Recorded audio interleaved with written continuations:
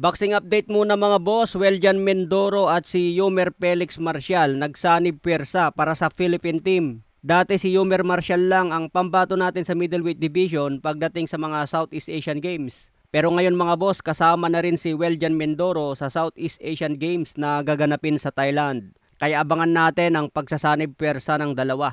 Sana makapag-uwi sila ng gintong medalya mga boss, abangan natin yan. Sa iba pang balita, binunyag ni Conor Benn the Destroyer ang pag-uusap nila ni Shakur Stevenson. Sinabi ni Conor Benn na nag-usap naman daw sila at pumayag si Shakur Stevenson na dumayo sa bansang UK para labanan si Conor Benn. Pero sabi ni Stevenson, uunahin daw niya muna itong si Teofimo Lopez.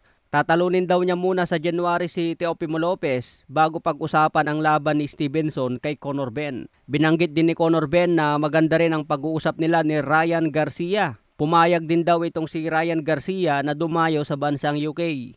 Kaya abangan natin ang mainit na laban na yan mga boss. Sa iba pang balita, Jandrel Casimero, kinuha daw nila itong si Rugby Boy bilang isang trainer din ni Jandrel Casimero. Baka assistant trainer ito ni Coach Jason. Dahil ang head trainer pa rin dyan, syempre si Jason Casimero. So nagdagdag sila ng isang member mga boss, si Rugby Boy na. Pero tingin ko mga boss, kahit hindi na muna magdagdag si Casimero ngayon dahil hindi ganong kalakas ang kalaban niya. Tinalo na rin kasi ni Kyosuke Kameda itong si Tommy Zokoshi. Kaya tingin ko easy work na lang kay Jandrel Casimero itong kalaban niya ngayon. Pero walang imposible sa boxing mga boss, baka matsambahan si Casimero dito. Puntos na lang siguro ang pag-asa ng Japanese na ito. Kung gagayahin niya yung ginawa ni Kameda at hindi siya ma-knockout kay Jandrel Casimero, baka nga mahuli pa sa decision. Papunta na rin si Casimero sa pagre-retiro mga boss at kailangan niya ng mga big fight bago tuluyang magretiro para may iwanan siyang legasiya sa boxing. Samantala, Manny Pacquiao at Floyd Mayweather pinag-uusapan na naman sa Amerika. Kung si Manny Pacquiao daw ay maging world champion pa, kunwari tatalunin si Rolando Romero at maging WBA champion.